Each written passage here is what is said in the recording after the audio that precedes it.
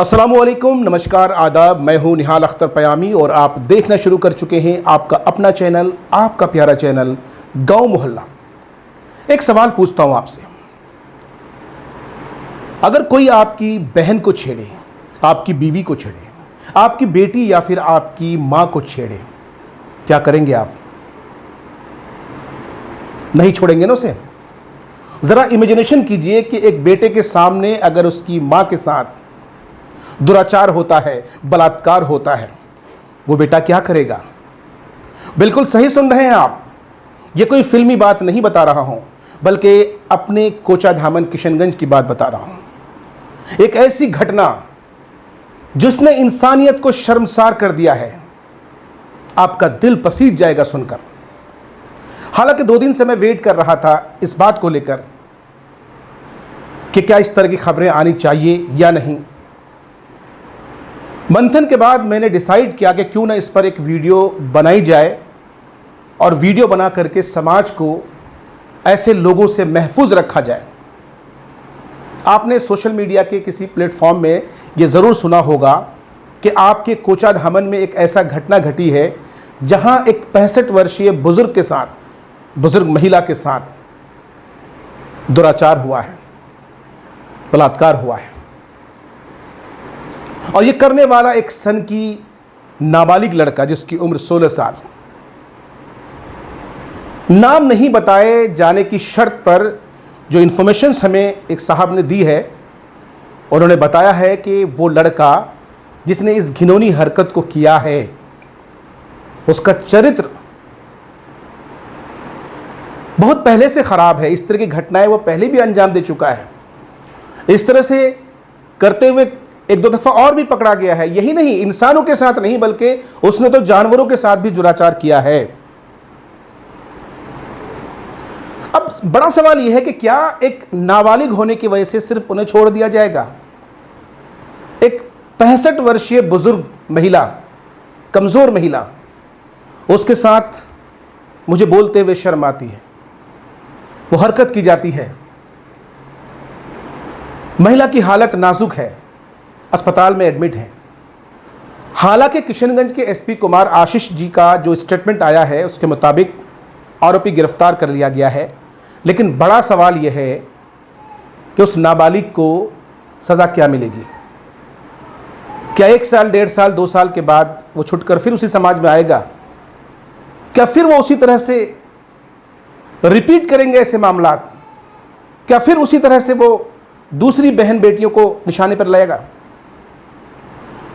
सवाल यह है कि ऐसे दरिंदों के साथ आखिर किया क्या जाए। यह हमारे किशनगंज की गंगा जमनी तहजीब है। यहाँ के लोग हैं जो खामोश हैं और इंसाफ का इंतज़ार कर रहे हैं। इस इंतज़ार में है कि कानून उस बेटा को इंसाफ देगा, उस पीड़ित महिला को इंसाफ मिलेगा।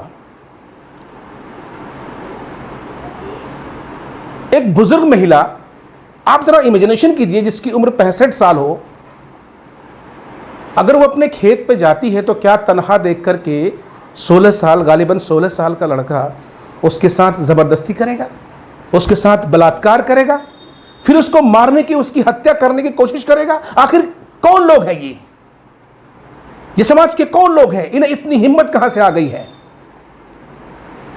और ये पहला मौका नहीं है, इससे पहले भी ऐसे शैतानी हरकत वो पहले कर चुका है। आप जब अपराधी को छोड़ देते हैं, आप जब गुनहगार को थोड़ी सजा देकर छोड़ देते हैं, तो उसका मनोबल और बढ़ जाता है, बहुत बढ़ जाता है। वो 1 साल, 1.5 साल, 2 साल के बाद जब जेल से सजा काट कर लौटता है तो और बहुत बड़ा दरिंदा, उससे बड़ा दरिंदा बन जाता है। तो क्यों ना ऐसे लोगों को ऐसी सख्त से सख्त सजा दी जाए जो औरों के लिए इबरतनाक बने।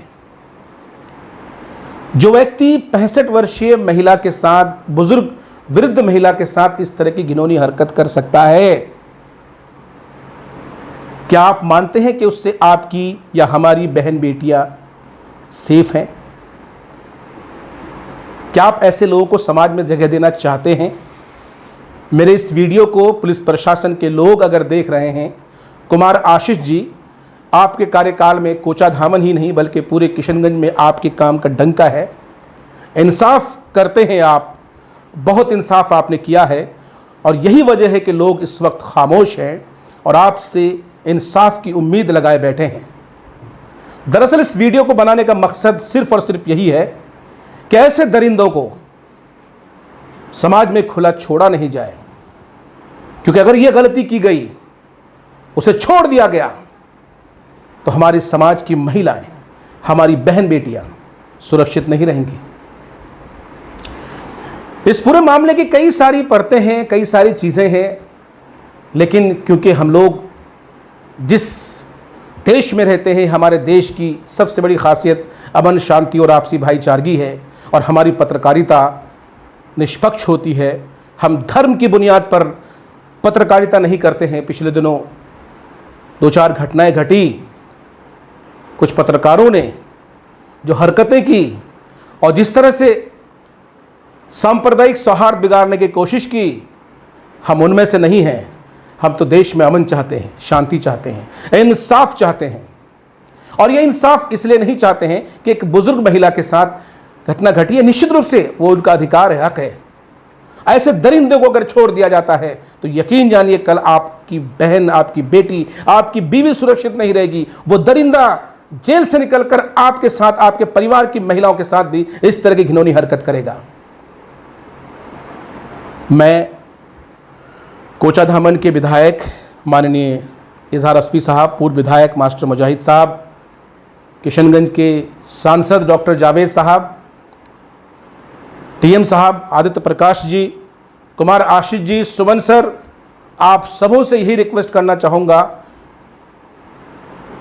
कि कानून के दायरे में जो भी सख्त से सख्त सज़ा हो, उस शैतान को, उस दरिंदे को सज़ा मिलनी चाहिए। लोग आपकी इज्जत करते हैं, आपका मान सम्मान करते हैं, इसलिए खामोश हैं।